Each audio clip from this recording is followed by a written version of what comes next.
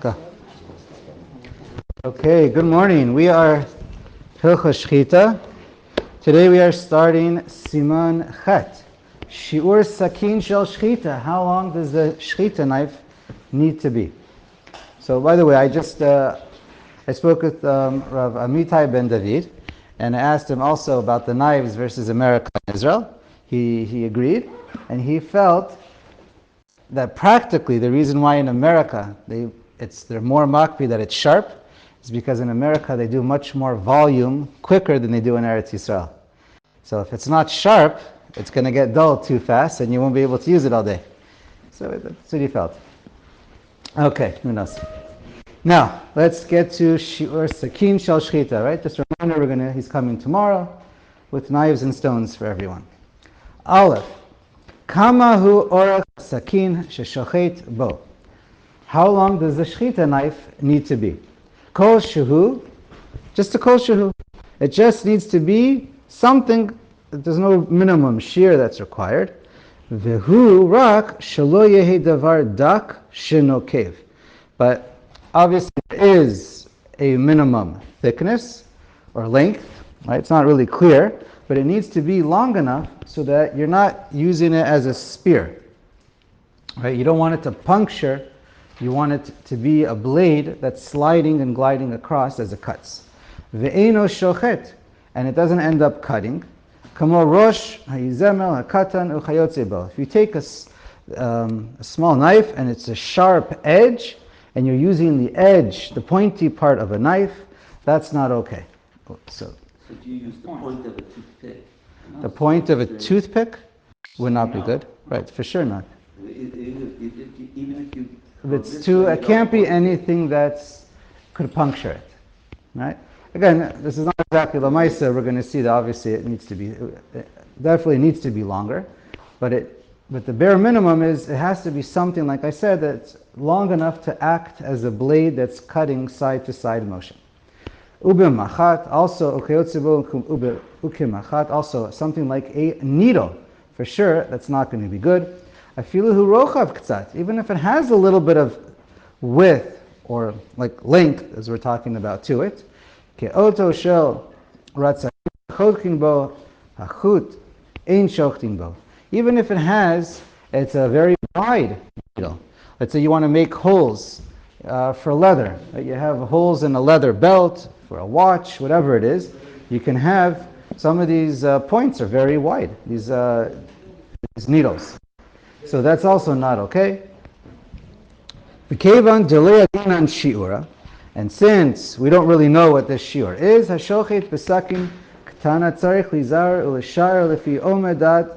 person has to use his wisdom and common sense that that as when you're cutting with the shchita knife, you're holding your knife and you're going back and forth, has to be shelo yidros. It has to be that you're not putting pressure on it. Aval b'ktana yoter midai lo yishchot. But if it's too small, the blade is too small, we're afraid you're going to end up doing hadrasa. We're going to see if the knife is too short or if the knife is too long or too heavy. We're very much afraid it's going to lead to hadrasa. You're going to put too much pressure. If it's too small, you're going to be cutting too much pressure to work quickly. And if it's too long or too heavy, it's all the same idea. Too long could be an issue because then it becomes too heavy and you have to hold it with extra pressure, and we don't want you to put too much pressure. Okay, you need a little bit of pressure, otherwise it won't cut. You can take a knife to something, go back and forth all day. If you're not doing it with a little bit of pressure, it won't cut, or it won't cut enough. Okay, so you just have to get the right feel for how much pressure. Haga, umi shelo yuchal l'sha'ar yikach sakin kemale orech shnei tzavarim shel oto davar sheshochtin. So one who doesn't really know exactly what's the proper length that works, what should you do? You should always take a knife that's always two necks, the length of two necks of whatever you're shachting. If you're shachting a chicken, so you want a knife that's long enough that can cut two necks if you put two necks right next to each other, they're mamash touching, and you put near each other, you said your knife needs to be longer than the two necks. If you're shechting sheep, it needs to be, your knife that you're using for the sheep, it needs to be double the length of the sheep. Or the same thing for a cow. Double the length, whatever you're shechting it with. That's lachatchila, and that's the minhag. The shach and all the poskim basically say that the minhag is we always use a knife for what the same thing that the Rama writes, that you're always using the knife that's always the length of two necks worth. Okay, and here, let me finish reading. V'yesh omrim l'sha'er b'yudaled etzba'ot. And some say, how long should the length of the knife be? It should be the length of 14 etzba'ot, which minimally we usually interpret that as 28 centimeters. So the minimum length that one should make it is 28 centimeters. And there's a remez for it. Now, the 14 etzba'ot, or 28 centimeters, so it's in the Midrash, we'll get to that in a second. He says this is the definition of 2 necks worth. So it's not 100% clear if you actually read the Midrash.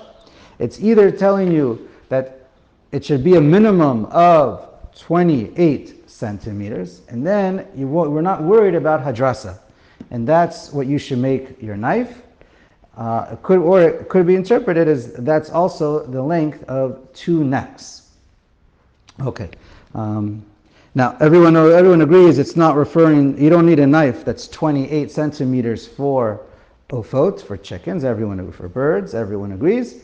There is a discussion when it comes to animals. Lechatchila, it should be 28 centimeters. Is that referring to behema gasa or dakos? So sheep or cows, for example. So generally it's assumed it's referring to gasos. That's the minhag, that it's referring to gasos. All right, machloket, but that's the accepted minhag. The remez, and then the Rama quotes a remez. Now this remez is from Breshit Rabbah in a couple places, Parshas Kadoshim and Naso. It says Shne'amar by Shmuel. The story over there was that, I'll say it real quick. Interesting midrash. It says the pasuk of Orla and the pasuk of not shechting on dam right near each other. So the midrash asks, what's the connection? So the midrash says you have, just like by Orla, you have to have patience and wait 3 years. So too you have to have patience for blood. Either it's referring to dam nida, one has to wait for his wife, or it's referring to here that a person is not allowed to eat from an animal until the blood leaves the animal, or until it dies. Really, it means until it dies, until the pirkus is completely finished. So even though it's 100% shchuta and it's dead, but you're not allowed to eat from it. It's a separate lav, or perhaps an asmachta, that one is not allowed to eat from it until the pirkus is finished. Okay, you can take from it as the pirkus is going on, and you can cook it and do whatever you need, but you can't actually eat it.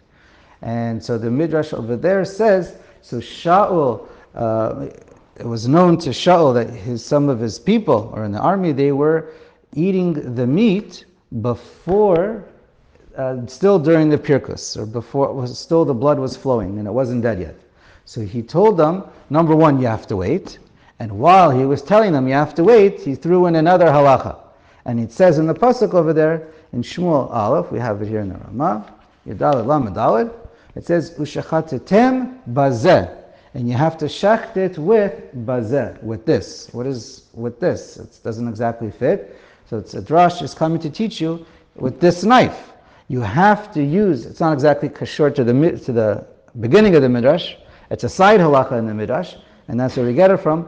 The midrash says over there, it spells it out. Bet is 2, zayin is 7, and hey is 5.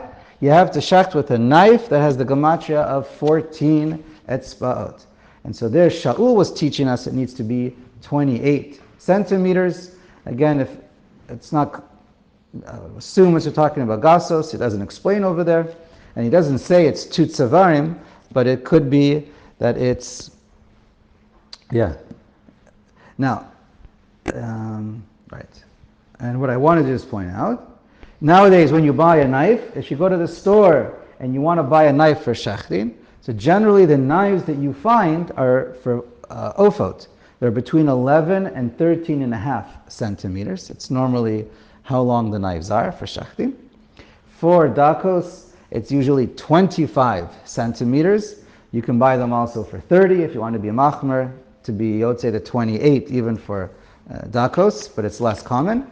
And for gasos, usually they're made as 42 centimeters. And that's the minhag, and it's 100% kosher, and we assume that's 2 necks. Again, it depends how you measure the necks and where you measure it from. The makom mashchita that you shecht, you don't shecht all the way to the middle of the neck. So you never shecht the full diameter of the neck. But it could be, practically speaking, you have to measure. I think it works out that it is double the neck, but there is some discussion if it always works out or not. But anyways, that's the minhag, and it's 100% kosher. Even if it's not a full 2 necks, that's just the minhag that we try and do, and this is those are the standard numbers. And yeah, we're going to see more about the length of the neck when we get later, about the actual shachtin, how to do it in 1 direction, 2 directions, so we'll get there. And right. These are the practical lengths that make it very workable, because you don't want it's metal. You don't want the knife to be too heavy. It's hard to hold. It hurts your arm or your wrist. And you don't want to do hadrasa on the animal. And you don't want it to be too short. So it's a little bit of a chachma, and that's the minhagim. Okay, let's get to Siman Tet. I think that's the full story. Siman Tet. Here, I'll just mention real quick that when we're saying a kol shehu, we're going to see this more later. Just so that we understand, we started the siman saying it could be a kol shehu. We ended it could be 2 necks worth. So I'll give you a preview, because it could be a kol shehu, theoretically. Again, there still has to be a minimum length. That's if you're going back and forth many times. If it's the length of 2 necks, you don't have to go back and forth at all. You could just go in 1 direction, either forwards or backwards, and that would suffice. But we'll see more later. And the minhag is we take a knife that's double, and we're good. And by the way, this is an interesting thing that Ber Heta points out. Now, this gematria and this drash from this midrash, usually we're not learning midrashim in the middle of Shulchan Aruch, but it's interesting. The Beis Hillel writes, there's a story in Brisk where one of the shochtim didn't know this remez, and he puzzled him from being a shochet until he learned or the tshuva, because he said this is such a basic, it became such a basic knowledge for shochtim, and it's like quoted in the shchita books, that if he doesn't know it, he doesn't know something else. So that's something of interest. And the Pri Chadash says that's ridiculous. If he knows all the halachos, then that's fine. If you test him on all the halachos and he gets everything you ask correctly, then he's good to go. Anyway, Siman Tet. Hashochet b'sakin meluban. Now what happens if you take a knife that's hot? Right? You take a knife and you put it in the flame, in a fire. What happens? Im shachat b'sakin melubenet. If you take a knife and you make it hot, you put it in fire. So what temperature?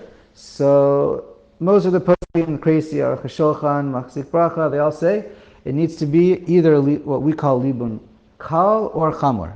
For our purposes, even libun kal. It's very hot, but it doesn't have to be red hot. But the temperature that's an issue that we're talking about is certainly much more than Yad Soleted Bo. There is an opinion, Simla Chadasha writes it, that even Yad Soleted Bo creates this problem. So let's see. What happens if it is, it's hot. You have a knife that's hot. Shchitato psula. So the halacha is, stam, and that's what the poskim paskin, it's if you take a knife that's hot, and they say you should always just use a knife that's just room temperature, don't play games. Anyways, you take a knife and it's hot, so it's the temperature of libun, so then it's shchita, so psula. The whole animal has a din of a treif or nevela, and you can't eat it. Ve'yesh machshirim, and some say no, it's 100% kosher. the Rama clarifies, Im yada shehi melubenet v'nizar shelo naga b'tzdadim. It's kosher if you knew it was hot and you knew to be careful to keep the knife exactly parallel or perpendicular rather onto the neck, so that you're only cutting with the end tip of the blade and that it's not tilted sideways, and you're also cutting with the side of the blade. Because the assumption is in Chazal that when you're cutting with the edge of the knife, the edge always cuts first. The sharp edge, that's what cuts first, and that's what accomplishes before libun, before the hot temperature that can rip the veshet or burn the veshet. And we have to kosher an animal, we have to do shchita on an animal to make it kosher only through shchita.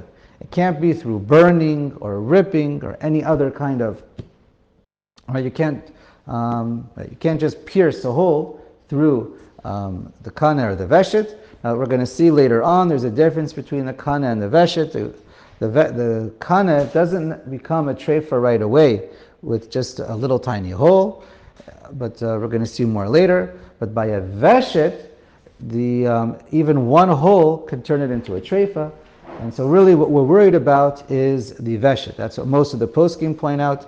It's in, I think it's quoted in the Bir Hetev. The Pri Chazar says if you're actually careful and even if you use a hot knife and you know how to hold the simanim of a bird, because you only need one, not two, and you make sure you shecht the kana and you don't touch the veshet and you get rove of the kana, he says in that case you'll be kosher. Not everyone agrees, but that's just an interesting thing. Okay, so basically the question is, are we worried that when you're shechting with a hot knife, that that the side of the blade of the knife is going to be going along the veshet and burning a hole instead of doing a cutting motion of the blade, a shchita motion? So that's what we're worried about. That's the machlokes in the poskim. And okay. Now, here on this topic, the Taz points out that sometimes people like to put engravements or engraving or some kind of etching into your blade. I don't know if you want to, the manufacturer likes to put his name on it. So it's important that you put it on the handle. That's what many do. But the Taz writes, if you make an engravement, our knives for shchita are very, I don't know if the right word is thick, or wide, high, however you want to interpret it. So we're not talking about the length, we're talking about the height.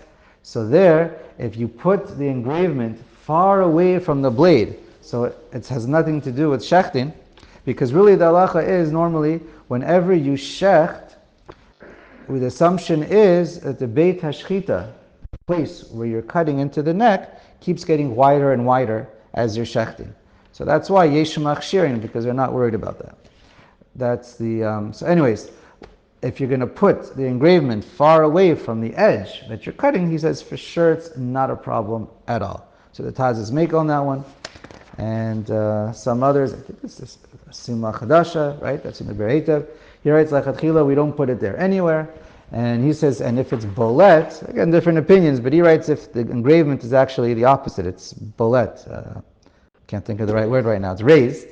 So then it's a bigger problem. I mean, it depends if it's smooth or not, but he just writes, it could even be treif, what we call treif, even b'diavad.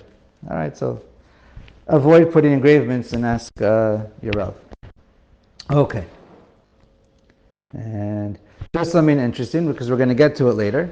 So here we say that the yesh machshirin that doesn't worry about the side, if you're very careful, everyone agrees if you have a pegima on the side, we're going to discuss that more, but you can have a pegima at the very tip or end or edge of the blade, and then right near the edge of the blade on either side.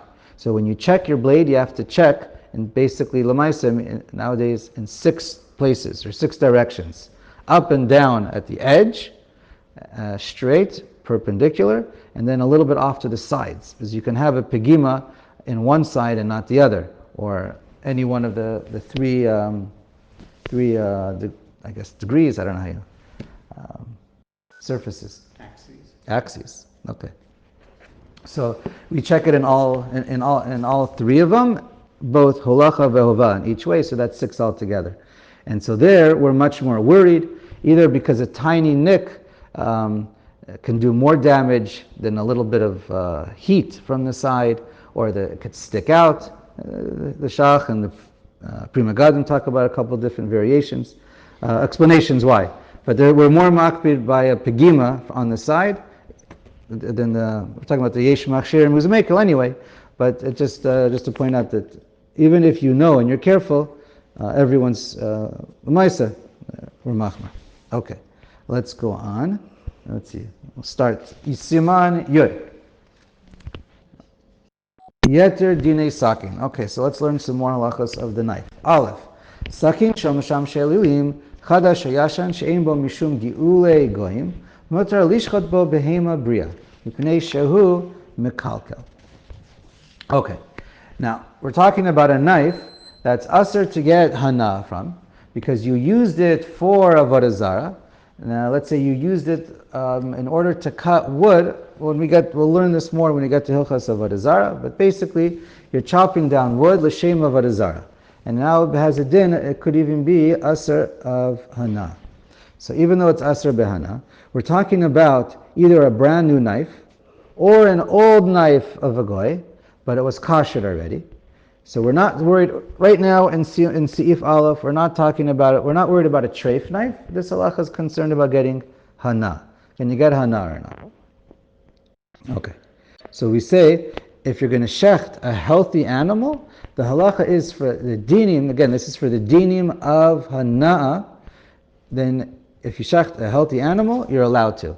Because that we're saying when it comes to the halachas of hana, we're saying overall you're doing more mekalkel than good. Because when it's alive, it can work for you, it can plow your fields. You can raise children, you can get milk, and then you can even eat it later on. So it has more value as you can get more hana out of it while it's alive than when it's dead. So for the halachas of hana, it's considered overall mekalkel, and therefore it's not asar behana to do shchita. Now the Taz points out that when it comes to Be'er that it's in the Bereitav, I think it's in the Taz. But he points out when it comes to Hilchos Shabbos, don't make a mistake. There, if you're having kavana to shecht l'shem shchita, then for sure you're chayav deraisa, and that's not a question, right? Chayav misa, right? Same thing for Yom Kippur. Okay. Normally call that chatas. Okay. Now, and then he raises the question. It's a machlokas, and we're going to get to it later. What about if you're moder hana? So it's a machlokas, Rama and Shach versus the Taz regarding if this is called it's aser in hana or mekalkel. If a person makes a neder not to get hana from someone now or from his item, can you use it for shchita? So there the Rama and Shach is mekel, and the Taz is machmer, and the dinim over here is different. Okay, ayin sham. Let's go on. Let's finish here. Now, have the aser lishchot ba mesukenet mipnei shehu metakin. But if you have an animal that's about to die, it's aser because you're metakin, because it's about to die, and therefore you're not going to get much usage out of it, and therefore it's pasul. Okay, sakin. You know what? Should we keep going? This is a long one. Okay, we're going to stop here because now it's going to get into a little bit, it's going to continue all the way through, I guess, which a little bit of tarovis and using a non-kosher knife. So we'll stop.